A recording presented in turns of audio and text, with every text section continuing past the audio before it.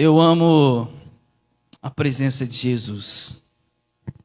Eu amo a presença do Espírito Santo e eu amo a maneira como o Espírito Santo conduz as coisas na minha vida, na minha família, nessa igreja. E já já vocês vão entender por que eu estou falando isso.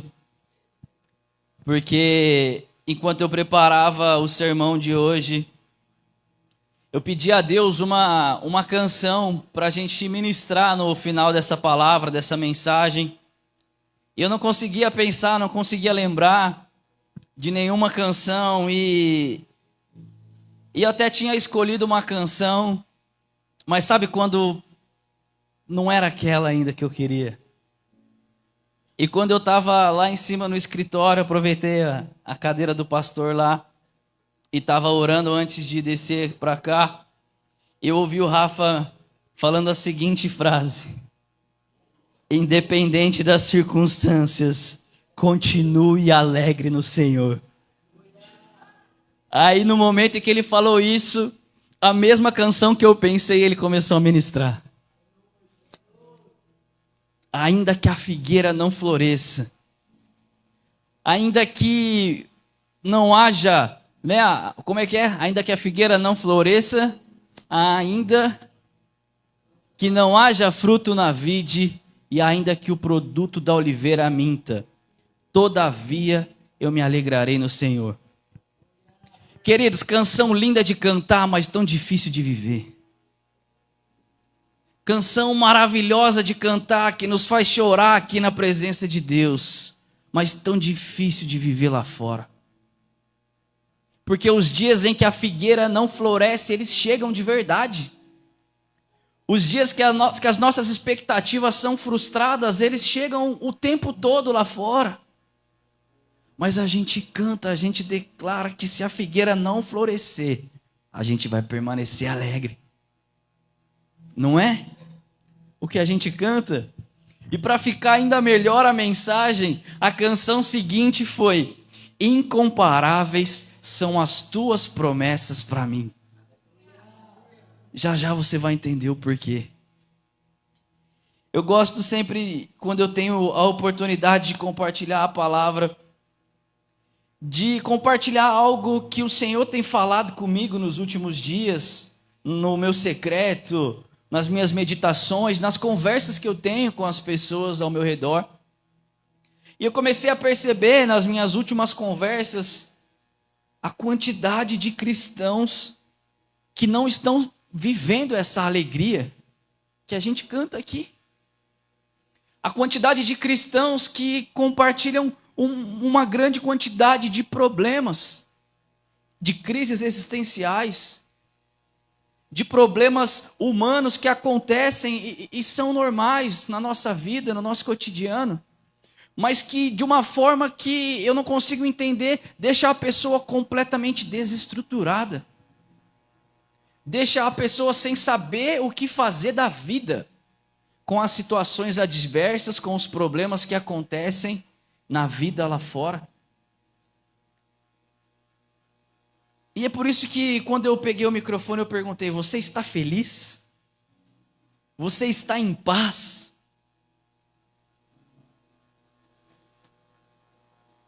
Porque esses dias o pastor Edinho falou uma frase que no primeiro momento eu falei assim, uma frase clichê, uma frase que a gente sempre ouve, e talvez a gente nem dá tanta importância assim para ela.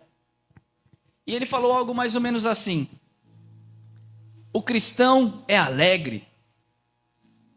Amém, o cristão é alegre.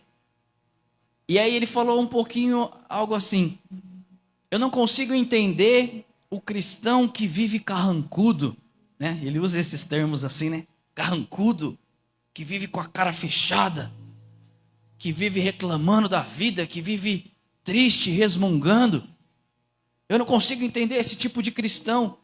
E às vezes parece uma frase óbvia, parece uma frase clichê, mas se a gente parar para analisar, existe um princípio muito profundo que a gente precisa aprender sobre essa afirmação.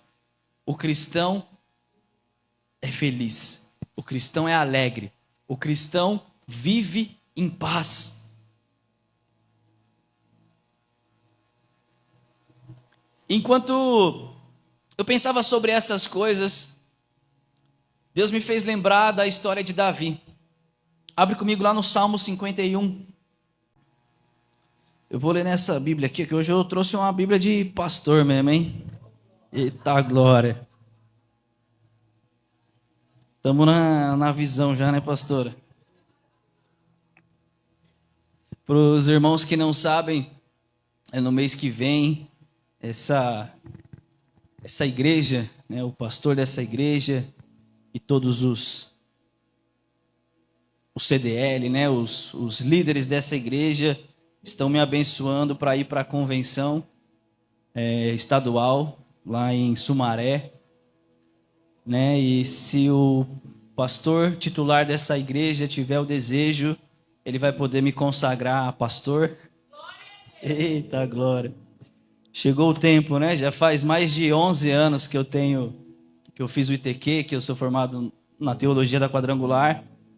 Mas esse ano ardeu no meu coração e eu falei, não dá mais para a gente fugir, né? É tempo da gente assumir de fato o que a gente nasceu para fazer. E aí por isso que eu vim com essa Bíblia de pastor hoje. É nada, é porque tem um versículo específico aqui que tem uma tradução que vai fazer muito sentido para a gente. Diz assim: tem piedade de mim, ó Deus, segundo a tua misericórdia. Conforme a tua grande clemência, apaga as minhas transgressões. Lava-me de toda a minha culpa e purifica-me do meu pecado. Pois no meu íntimo reconheço as minhas transgressões e trago sempre presente o horror do meu pecado. Pequei contra ti somente, e pratiquei o mal que tanto reprovas. Portanto, justa é a tua sentença e incontestável ao julgar-me condenado. Reconheço que sou pecador desde o meu nascimento, sim, desde que me concebeu minha mãe. Sei que tu queres estabelecer a verdade no meu interior e no meu coração ministras a tua sabedoria. Portanto, purifica-me com hisopo e ficarei limpo. Lava-me e mais branco do que a neve eu serei. Faz-me voltar a ouvir o júbilo e a alegria. Os ossos que esmagastes exultarão. Esconde o rosto do meu pecado e apaga todas as minhas iniquidades. Ó Deus meu, cria em mim um coração puro e renova dentro de mim um espírito inabalável. Não me afaste da tua presença, nem retire de mim o teu Espírito Santo. Restitui-me a alegria da tua salvação e sustenta-me com um espírito disposto a obedecer. Então ensinarei os teus caminhos aos transgressores, para que os pecadores se voltem também para ti. Essa oração de Davi, ela mexe muito comigo. Ela mexe muito comigo porque ele escreve ela num momento onde eu imagino que ele estava destruído. Ele havia cometido pecados terríveis, terríveis. Mas Davi foi homem de assumir todo o seu pecado no momento em que ele foi confrontado. Ele não negou nada, ele assumiu tudo. Pecar, todos nós pecamos. A Bíblia diz isso, que se nós dizemos que não temos pecado, nós fazemos de Deus mentiroso, e a sua verdade não está em nós. Mas o cristão verdadeiro, um homem segundo o coração de Deus, é aquele que não tem vergonha de assumir as suas fraquezas, de assumir as suas limitações e os seus erros. Ele era rei de Israel, ele era a figura mais importante daquela época. E ele teve coragem de assumir tudo. Mas sabe, embora ele fosse rei, embora ele fosse um homem tão importante, embora ele tivesse tantos tesouros, embora a Bíblia diga tantas coisas a respeito de Davi, sobre a sua riqueza, sobre o tamanho do seu exército, sobre o poder que ele tinha, o momento em que ele peca, ele começa a orar e ele não está nem um pouco preocupado com as riquezas, com o poder, com a vitória contra os inimigos. A única coisa que ele fala aqui para Deus não tirar dele é a presença. Não me lance fora da tua presença. Não retira de mim o teu Espírito Santo. Sabe, ele pede para não sair a presença e ele pede para não tirar o Espírito Santo, amém? Mas existe algo que ele pede de volta, que ele já tinha perdido, que era a alegria da salvação. Sabe, se a alegria está faltando no teu coração, querido, se você começa a olhar para o seu coração e está faltando a alegria, começa a olhar onde é que foi que você perdeu a alegria da salvação.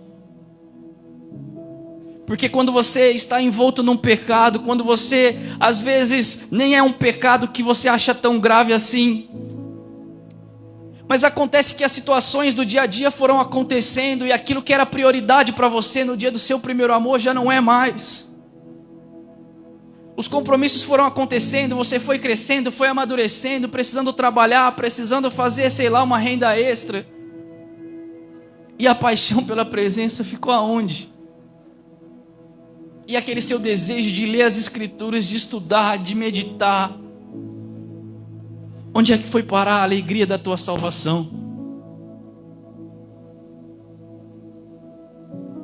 Jesus nunca nos prometeu riquezas terrenas. Jesus nunca nos prometeu que segui-lo faria de nós pessoas mais importantes na sociedade. Jesus nunca prometeu que o fato de segui-lo ia fazer a gente ser reconhecido em lugares, nos daria conforto, luxo, mas paz e alegria ele prometeu. Paz e alegria são promessas que saíram da boca de Jesus para a minha e para a sua vida. Abre comigo lá em João capítulo 15, verso 11.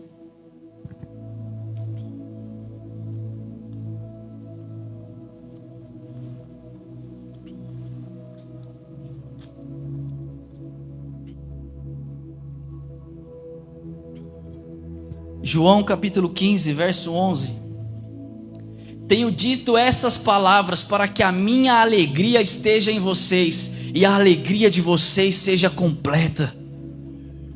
Em João 15, Jesus disse que as palavras dele trazem alegria completa. O mesmo Davi no Salmo 16, 11 diz: na presença de Deus há plenitude de alegria. É essa alegria que o mundo não consegue dar. É esse vazio do coração que as coisas do mundo não conseguem preencher. Talvez te distraiam momentaneamente, mas se há algo que preenche a nossa vida por completo, por inteiro, é a presença.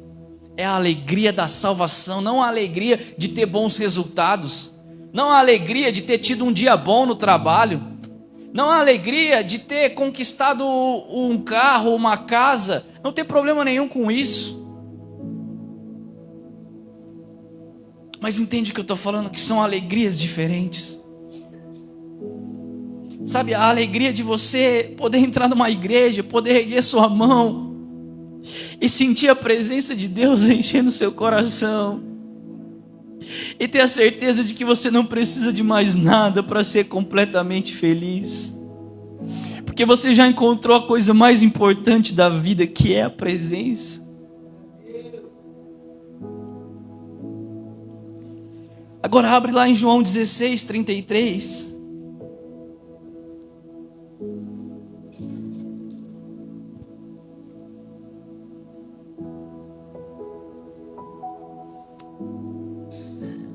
Falei essas coisas para que em mim vocês tenham paz. No mundo vocês passam por aflições, mas tenham coragem, eu venci o mundo. No mundo tereis aflições, mas tenham bom ânimo, eu venci o mundo. Essas coisas eu estou dizendo para que em mim vocês tenham paz. Sabe, talvez as coisas que você tem pedido para Deus não estão acontecendo.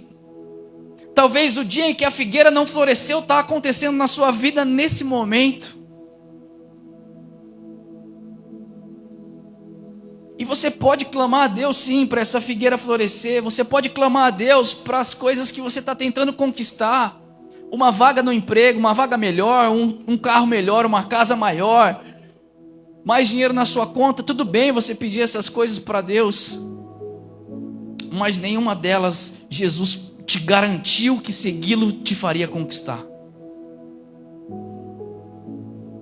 Agora, a paz e a alegria Ele te prometeu.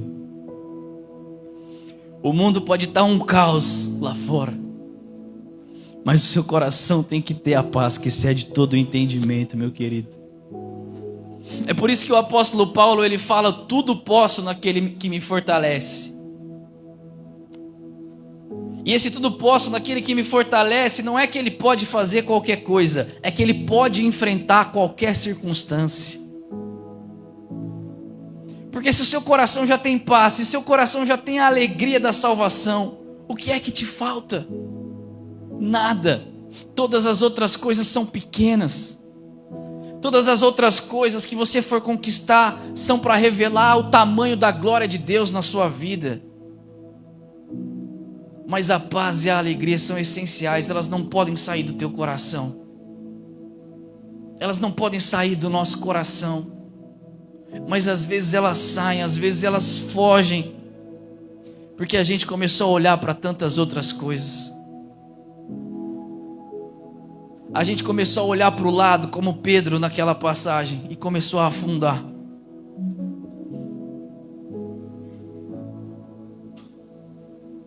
Onde foi que você perdeu a alegria que Cristo te prometeu? Aqui no Salmo 51, Davi, ele fala: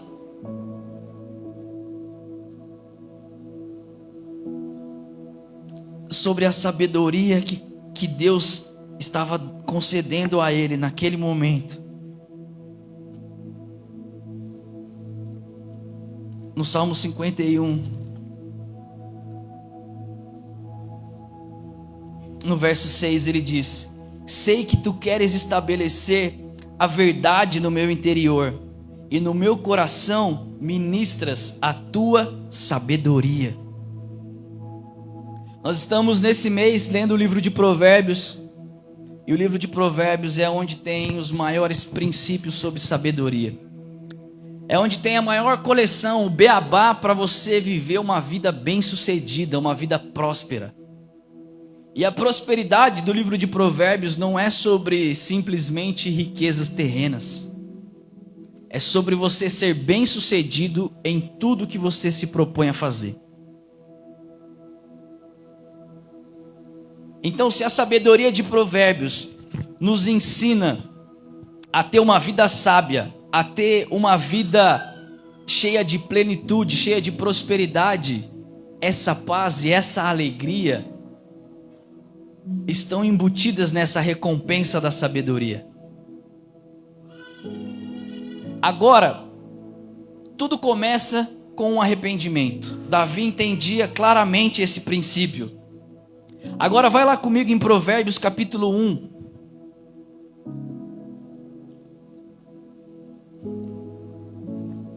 Para você ver se faz sentido que tudo começa com um arrependimento.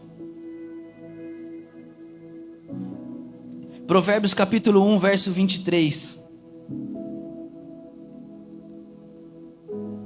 Diz assim: convertei-vos, pois, à minha exortação, eis que derramarei copiosamente sobre vós o meu espírito, e vos revelarei as minhas palavras. Contudo, visto que vos convoquei ao arrependimento, e vós recusastes, porque estendi a mão e não houve quem atendesse, em vez disso, rejeitaste todo o meu conselho, e não aceitaste a minha repreensão, eu de minha parte zombarei de vossa desgraça, me rirei quando o terror se abater sobre vós. Aqui é Salomão, filho de Davi, começando a escrever os provérbios, começando a explicar o princípio da sabedoria, que é o temor ao Senhor. E aqui a primeira coisa que a sabedoria convoca aqueles que estão ouvindo ela para serem sábios é: convertam-se à minha exortação, porque se vocês se converterem, eu derramarei copiosamente sobre vocês o meu espírito. mas se vocês não se arrependerem. Às vezes, queridos, a gente se esquece, a gente se acostumou tanto com a graça de Deus, a gente se acostumou tanto com a misericórdia de Deus, que a gente se esquece que o salário do pecado é a morte, que o preço do pecado é o inferno, que existe um juízo, que salvação não é estar... do que a gente está sendo salvo? Quantos aqui acreditam que são salvos? Amém? Amém? Se você entregou a sua vida ao Senhor Jesus, se você se arrependeu dos seus pecados, se o Espírito Santo habita no teu coração, você recebeu a salvação de Deus. Mas é salvo do quê?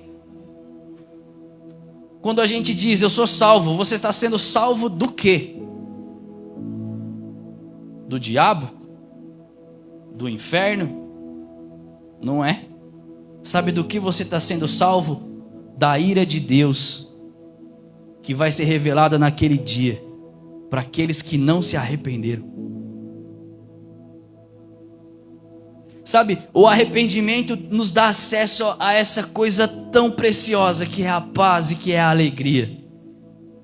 Mas o fato de nós não nos arrependermos vai ter essa consequência desastrosa. E é isso que nós não podemos nos esquecer. É isso que nós precisamos continuar pregando, o evangelho completo. O benefício da salvação, o benefício da presença de Deus, o benefício de caminhar com o Senhor. Mas Deus é tão justo, tão fiel às suas palavras, que as pessoas que não valorizarem o tamanho do preço do sacrifício daquela cruz, que não está ali hoje, mas que não valorizarem o tamanho do sacrifício, o tamanho do preço que foi pago naquela cruz, precisarão arcar com essas consequências.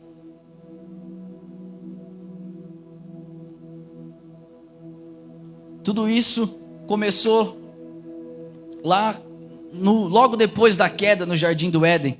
Você não precisa abrir, mas lá em Gênesis 4:6, você sabe bem aquela passagem em que Caim fica com inveja de Abel. Caim fica com inveja de Abel porque o sacrifício que Abel ofereceu ao Senhor agradou ao Senhor, e o sacrifício de Caim não agradou ao Senhor. E Deus aparece para Caim e fala assim: cara, o pecado está aí à sua porta. O pecado está aí. Ele está querendo te tragar. Olha aí para você, até o teu semblante mudou. Cadê a alegria que você tinha, Caim? Você deixou algo entrar no nosso relacionamento, Caim. O teu semblante está diferente. Sabe, não há nada mais terrível, querido, do que a gente olhar para dentro e não reconhecer mais em nós aquela paixão do primeiro dia. Aquela paixão que nos fazia acordar até de madrugada, se fosse preciso. Mas hoje o Senhor quer restaurar essa paz e essa alegria, amém? Tudo começa com um arrependimento. Quando a gente se arrepende, quando a gente confessa os nossos erros, se confessarmos os nossos pecados, Ele é fiel e justo para nos perdoar todos os pecados e nos purificar de toda a injustiça. Abre comigo lá em Mateus capítulo 3.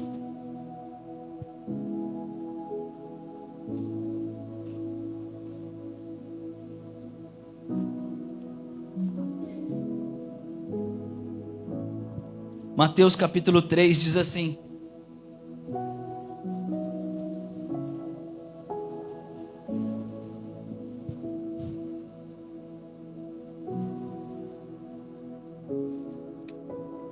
naqueles dias apareceu João Batista pregando no deserto da Judeia. Ele dizia: arrependam-se, pois o reino dos céus está próximo. Essa foi a primeira mensagem de João Batista: arrependam-se. Arrependimento. Por quê? Porque o reino dos céus está próximo. E Paulo vai dizer que o reino de Deus é o quê? Paz, justiça e alegria. Se o reino dos céus está próximo daqueles que se arrependem, o arrependimento é o primeiro passo para você desfrutar de paz, justiça e alegria. Agora, abre comigo lá em Mateus capítulo 4, no verso 17.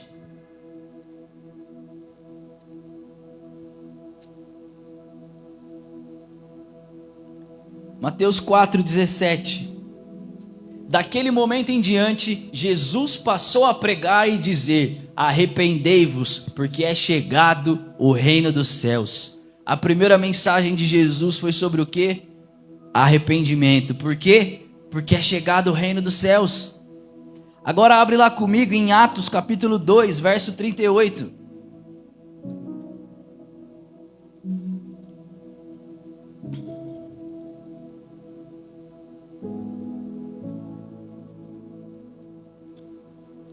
Atos 2, 38. Orientou-lhes Pedro: arrependei-vos e cada um de vós seja batizado em o nome de Jesus Cristo para o perdão de vossos pecados e recebereis o dom do Espírito Santo. Percebem? A primeira mensagem de João Batista é: arrependam-se porque está chegando o reino dos céus. Jesus começa a pregar, logo depois que ele sai da água do batismo, o Espírito Santo pousa sobre ele, ele fala: arrependei-vos porque é chegado, o reino dos céus chegou. Pedro, quando começa a pregar, ele fala: arrependei-vos, cada um de vocês sejam batizados em nome de Jesus para o perdão dos vossos pecados e recebereis o dom do Espírito Santo. Aqui Pedro já tinha sido batizado com o Espírito Santo, o reino dos céus, a paz, a justiça e a alegria já tinham invadido o coração dele, e agora ele estava transbordando isso nas outras pessoas. Arrependimento é o caminho para receber essa promessa de paz e de alegria.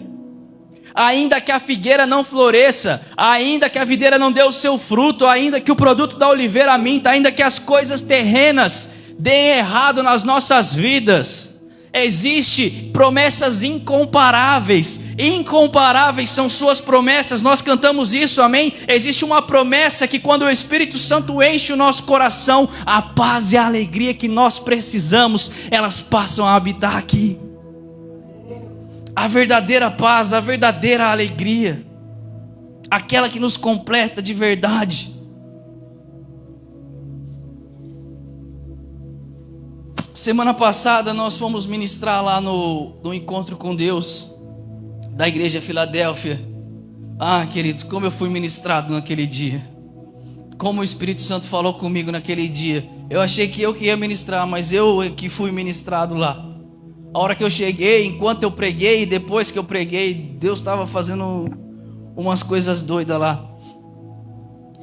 E num daqueles momentos lá que a gente chorava e via aquelas pessoas sendo impactadas pelo poder de Deus, curas acontecendo ali no interior das pessoas, eu virei pro Diego Salles e eu falei para ele assim: cara, às vezes a gente começa a correr atrás de tantas coisas e a gente se esquece que foi para isso aqui que nós nascemos. A gente se esquece que foi para isso, que é isso a coisa que mais vale a pena no mundo. É você pagar um preço em santidade, em jejum, em oração, para ver outras vidas sendo transformadas. O Evangelho diz respeito a você até que ele chegue em você. Depois que ele chegou em você, que ele transformou a sua vida, agora a sua vida precisa ser gasta para que outros possam viver, para que outros experimentem essa paz e essa alegria que você já experimentou. Mas se a gente não fizer isso, se a gente não viver por um outro alguém, a gente começa a viver por nós mesmos, o nosso ego começa a crescer tanto, que as nossas conquistas e o nosso bem-estar entram num lugar da presença de Deus, e essa paz e essa alegria ficam distantes. Não existe um prazer maior do que você ver pessoas sendo transformadas, conhecendo essa paz e essa alegria pela primeira vez. E para a gente encerrar, Apocalipse capítulo 2, verso 5. Tem como a gente ministrar de novo, Rafa? Apocalipse capítulo 2, verso 5.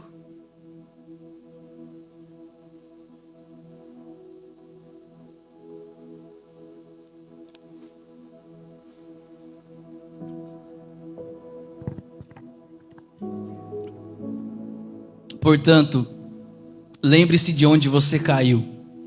Arrependa-se e faça as obras que praticava no princípio. Se não se arrepender, virei a você e tirarei o seu candelabro do lugar dele.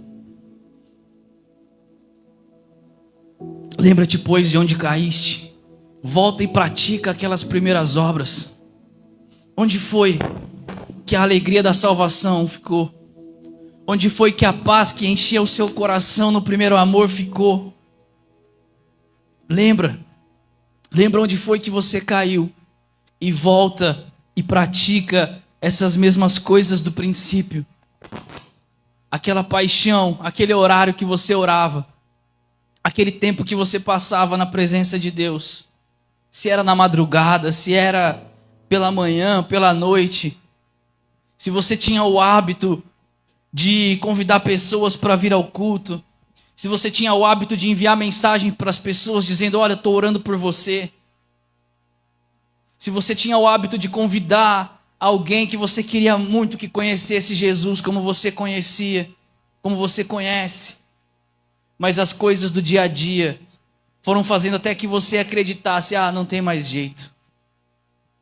Mas teve jeito para você, querido. Teve jeito para mim. Ainda há uma esperança para todos. Ainda existem. O Espírito Santo ainda continua transformando vidas, continua querendo alcançar pessoas. E é essa oração dessa canção, ainda que a figueira não floresça, que nós vamos ministrar. E eu quero que você se coloque em pé no seu lugar, para que a gente ore ela juntos, para que a gente clame para que essa alegria nunca saia do nosso coração. Se você consegue se lembrar aonde foi que você perdeu, se você consegue se lembrar quais são os pecados que você tem cometido, ou talvez você está com o seu coração tão morno que você não consegue nem pensar se existe alguma coisa de errada na sua vida ou não. Peça para que o Espírito Santo mesmo te mostre, para que você se arrependa, para que essa alegria, para que a paz voltem a ser o padrão do seu coração. Amém?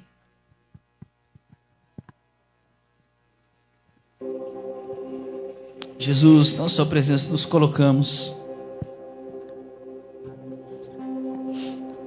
E eu quero orar pela vida de cada um desses meus irmãos aqui e apresentar a Ti também a minha vida, Jesus. Ah, Jesus, faz algo novo aqui, Jesus. Faz de novo, Espírito Santo. Deus, que não vai deixar. Faz de novo, Espírito Santo, como nos primeiros dias. O desespero, Como no primeiro amor, Jesus. Sei que nada nos importava.